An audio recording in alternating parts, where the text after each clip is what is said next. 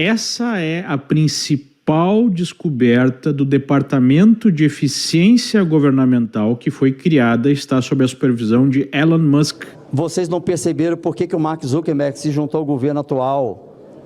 Porque em um depoimento, numa sabatina sigilosa, a qual eu pertenço no Capitólio, ele confessou que modificou os algoritmos. Fala pessoal, sejam bem-vindos! Começando mais um vídeo recheado de informações importantíssimas. Mas antes, inscreva-se agora mesmo no canal, deixe o seu like e compartilhe esse vídeo com o máximo de pessoas. Assim você vai estar me ajudando demais. Giro na tela e notícias a seguir.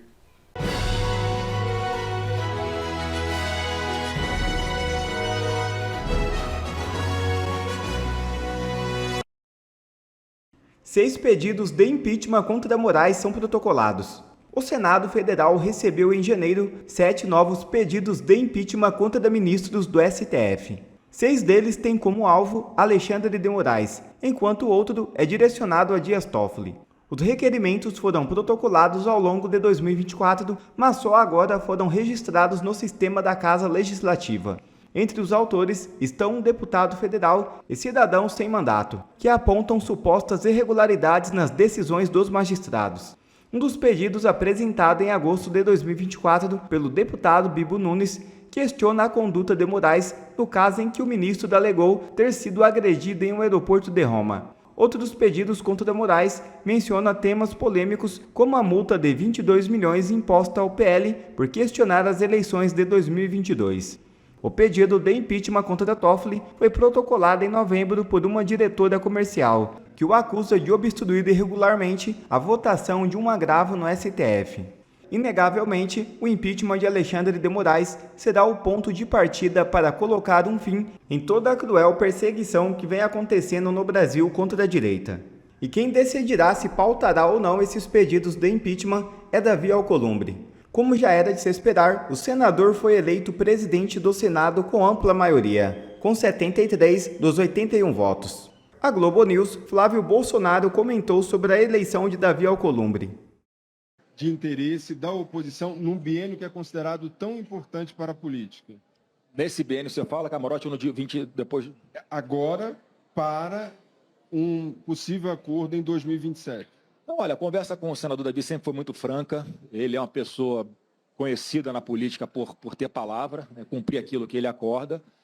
Então, vai ser assim já na próxima terça-feira, quando serão instaladas as comissões permanentes aqui no Senado. Como ele mesmo disse ontem, todos os partidos estão contemplados, portanto, não vai ter disputa, vão ser eleições que deverão ocorrer por aclamação. E aí começa o nosso trabalho. Agora, você se coloca no lugar do senador Davi Alcolumbre. Obviamente, ele está no começo do mandato dele. Ele acabou de ser reeleito em 2022. Portanto, ele vai ter a expectativa de, passados esses 2 anos agora que se iniciam de presidência dele, ele tem direito a tentar novamente a presidência do Senado em 2027. Eu me colocando no lugar dele, eu faria muito mais gestos para a direita do que para a esquerda. Porque, pelo menos no nosso planejamento, as eleições de 2026, como já mostrou as eleições de 2024, vão ser de um avanço ainda maior de candidatos mais alinhados com a centro-direita. Portanto, a tendência é que existam ainda mais senadores de direita a partir da legislatura de 2027, quando nós vamos discutir quem vai ser o novo presidente do Senado. E, obviamente, se o presidente Davi Alcolumbre vem sendo eleito agora para esses 2 anos que se iniciam, esse comportamento dele e o cumprimento de tudo que nós acordamos, isso tudo vai ser decisivo para saber em quem nós votaremos para presidente do Senado a partir de 2027. Eu imagino que ele tem a pretensão de, mais uma vez, ser presidente. Portanto, vai ser sempre uma relação muito respeitosa, muito transparente, muito direta, e que, mais uma vez, eu me colocando no lugar do Davi Alcolumbre, sem dúvida alguma, eu faria gestos pensando na expectativa de poder lá na frente para os parlamentares de direita do que para o próprio governo, que ele tem os acordos dele. Eu acho que ele tem a responsabilidade como presidente do Senado e do Congresso, Camarote, de se comprometer com pautas de forma responsável, que vão colocar o país ali no caminho de não entrar numa boca rota, em especial na parte econômica, que parece que o governo Lula está fazendo bastante força para que isso aconteça. Então, cabe ao Congresso com as suas atribuições, impedir que isso aconteça, mas eu sei que o Davi Alcolumbre não é um parlamentar ideológico. Ele é um parlamentar muito mais pragmático. E ele tem a tendência de sempre ser governo. Então, ele não vai deixar de atender aquilo que foi importante para o governo Lula, que é quem está sentado na cadeira agora, mas, obviamente, ele também não vai fazer nada que vá ferir de morte a direita, porque, senão, ele vai ter aí, uma má vontade maior quando tentar disputar a reeleição lá na frente. Então, você veja que na política a gente tem que pensar no curto, médio e longo prazo. E em seu discurso à candidatura para presidente do Senado, Marcos Duval disse que Zuckerberg alterou o algoritmo da Meta para incentivar o 8 de janeiro. Ainda o senador expôs uma lista gigantesca com as violações do ministro Alexandre de Moraes contra ele. Meu trabalho em órgãos internacionais fez com que eu fiz algumas denúncias em 2023 que muitos estavam até debochando e a verdade está começando a vir à tona. Vocês não perceberam por que o Mark Zuckerberg se juntou ao governo atual? Porque em um depoimento, numa sabatina sigilosa, a qual eu pertenço no Capitólio, ele confessou que modificou os algoritmos para incentivar patriotas para estar aqui no dia 7 de janeiro, para participar da manifestação dia 8. Por que tantos ônibus chegaram no dia 7?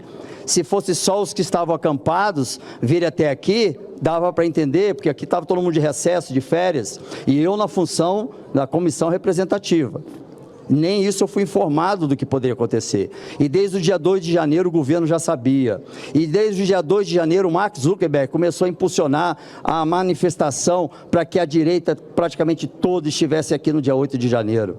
Vocês vão saber disso porque a verdade vai vir à tona com documentos. Isso eu não estou dizendo porque ouvi dizer, ou porque ouvi falar, ou por achismo. Vocês, a partir do atual governo e a minha relação profissional com o secretário-geral dos Estados Unidos, Marco Rubio, vai começar a colocar isso à tona. E vocês vão dizer, não é possível que isso é verdade. E o próprio Mark Zuckerberg, ou ele fazia isso, ou ele ia ser preso. Não é à toa que ele estava sentado na primeira fila. Não é à toa que todos os donos das Big Techs, das redes sociais, estavam na primeira fila na posse do Donald Trump. Vocês acham que é o quê? E tem 3.000 páginas só do Mark Zuckerberg, falando da interferência do ministro Alexandre de Moraes nas eleições para presidente. 500 páginas do antigo Twitter, o X do Elon Musk. E a briga do X com o Alexandre de Moraes aqui não era porque não tinha um representante, não, era por minha causa. Porque eu botei publicamente documentos falando da interferência nas eleições. E ele quis de qualquer jeito tirar do ar, e o Elon Musk não queria me tirar do ar. E a briga foi por conta do senador Marcos Duval. Vocês vão ver isso também, documentados. Gravem o que eu estou dizendo aqui, porque no dia que acontecer, vocês vão dizer, nossa, é verdade o que o senador falou. E eu não vou apoiar, mesmo que seja de oposição, qualquer tipo de censura e qualquer tipo de perseguição política, que inclusive perseguição política, que é claro que o ministro Alexandre de Moraes está fazendo com a direita, é crime contra a humanidade. O Tribunal Penal Internacional, no momento certo, tornará isso público. E outros órgãos que mais à frente, se eu tiver tempo, eu falarei. O que estamos presenciando hoje é a ditadura da toga, que, infelizmente, contou com a conivência da atual gestão do Senado Federal. O Congresso precisa retomar seu papel e defender suas prerrogativas, e a separação entre os poderes é fundamental, o respeito e a harmonia entre os poderes. Eu não estou aqui dizendo que vai ter vingança, não. Nós precisamos seguir a Constituição, ponto. Transparência no voto, direito de voto. Mas antes de falar sobre o direito do voto, eu vou mostrar para vocês todas as violações dos meus direitos feitas pelo ministro Alexandre de Moraes. Podem filmar, pode tirar foto.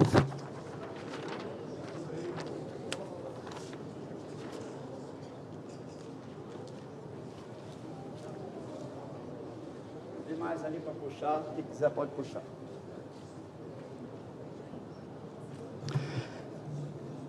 Cada folha dessa é uma violação ao direito de um parlamentar.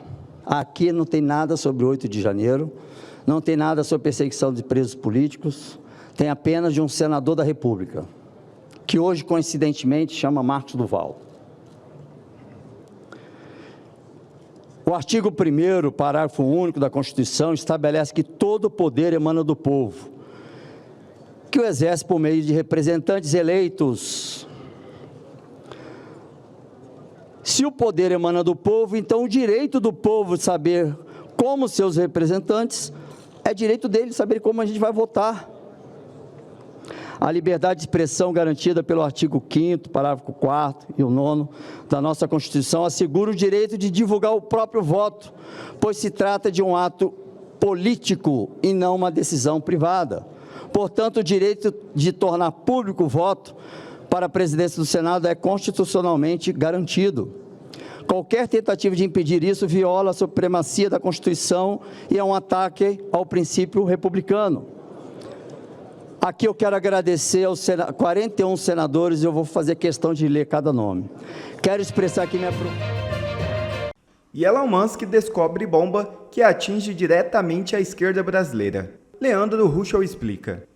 Você sabia que o governo americano financia a esquerda globalista com centenas de bilhões de dólares todos os anos? Pois é, essa é a principal descoberta do Departamento de Eficiência Governamental que foi criada e está sob a supervisão de Elon Musk, com o objetivo de cortar até $1 trilhão do orçamento federal americano e aumentar, como o nome diz, a eficiência do governo. Nós já sabemos há muito tempo que a esquerda ela opera através da infiltração em todos os setores da sociedade. É um projeto gramsciano, para quem não sabe, rapidamente falando, o Antonio Gramsci, um filósofo comunista italiano, desenvolveu a estratégia de aparelhamento das instituições dentro e fora do Estado para produzir uma revolução de dentro para fora, em que esses instrumentos eles vão sendo utilizados para produzir uma mudança cultural na sociedade. E aí a sociedade passaria a ser socialista sem nem perceber. Então eles se infiltram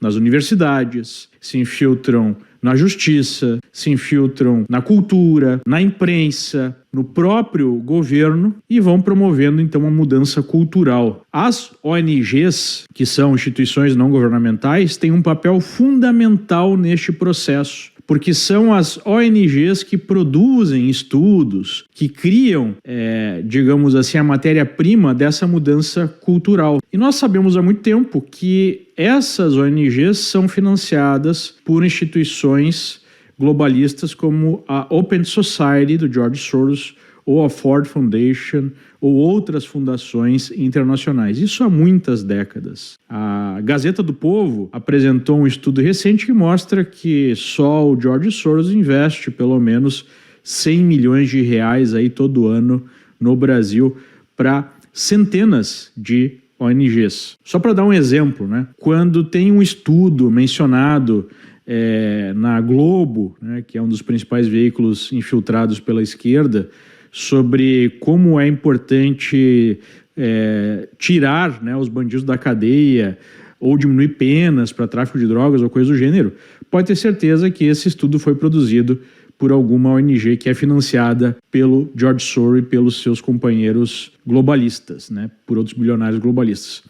Mas agora a gente começa a descobrir que esses globalistas não são os maiores financiadores da esquerda global através de ONGs e através de outras entidades, mas sim o próprio governo americano. Olha o tamanho, isso aqui foi publicado pelo Elon Musk, no perfil dele no X, olha o tamanho do orçamento anual, em azul aqui, de ONGs através de grants, que são verbas destinadas a programas sociais, digamos assim. Mas quando você vai olhar, quase todos esses programas são ligados direto ou indiretamente à esquerda, atingindo mais de 300 bilhões de dólares em 2020, o que é muito maior do que o orçamento para o Departamento de Educação e para o Departamento de Transporte, e até para o departamento que cuida dos veteranos americanos, né? Essa é uma verdadeira máquina de promoção de todas as causas da esquerda. Numa primeira semana de trabalho, o Elon Musk apresentou um corte de mais de $1 bilhão em departamentos de promoção de representatividade, né, os projetos DEI, que basicamente é a inserção de cotas. A própria Suprema Corte americana já definiu que isso é inconstitucional nas universidades, se espera que isso seja declarado inconstitucional em outras áreas, mas só em departamentos de AI dentro do governo americano, numa primeira olhada, ele já cortou $1 bilhão. $1 bilhão é quase 6 bilhões de reais. E o orçamento geral é 300 bilhões de dólares, né?